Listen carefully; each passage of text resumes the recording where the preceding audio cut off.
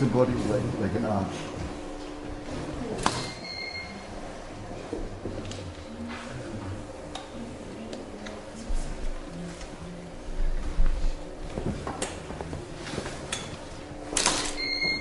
Regarde-moi, Baptiste. Come, your eye is perfect. And you look way over there. Perfect, beautiful. Perfect, great. Let's have a look. B18. J'en ai 9.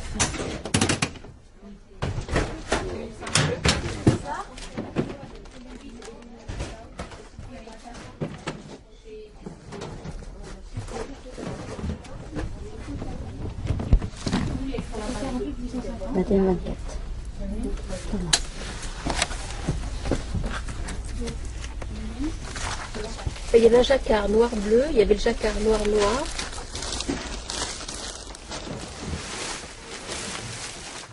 Ça c'est léger.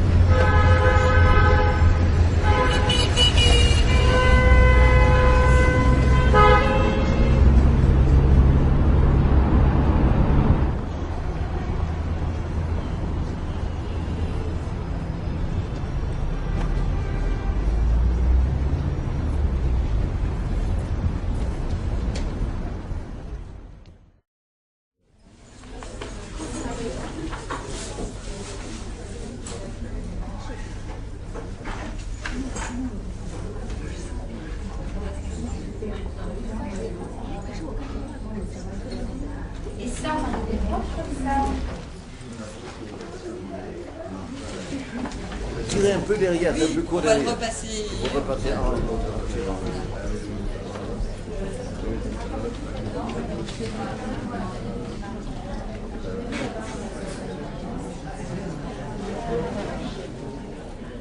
Attendez, il faut que je vois la robe, il y a tellement de photographes et de personnes qu'on ne la voit pas.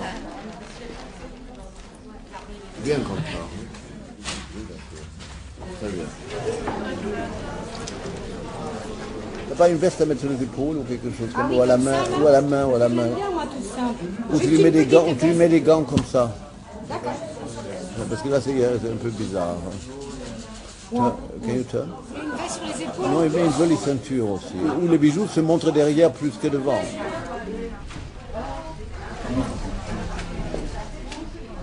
Carl.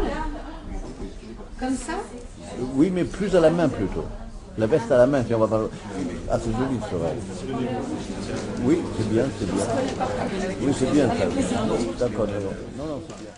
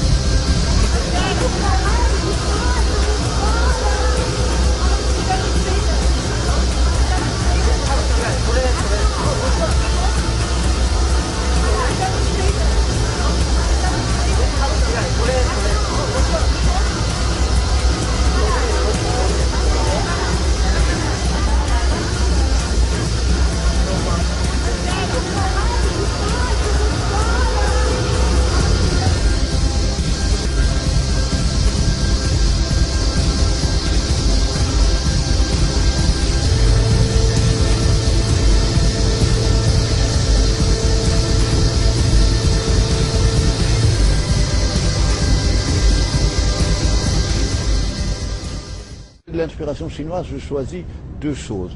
La Chine archaïque, très dépouillée, très moderne en fin de compte, et les trois empereurs, c'était trois empereurs qui étaient au XVIIe siècle.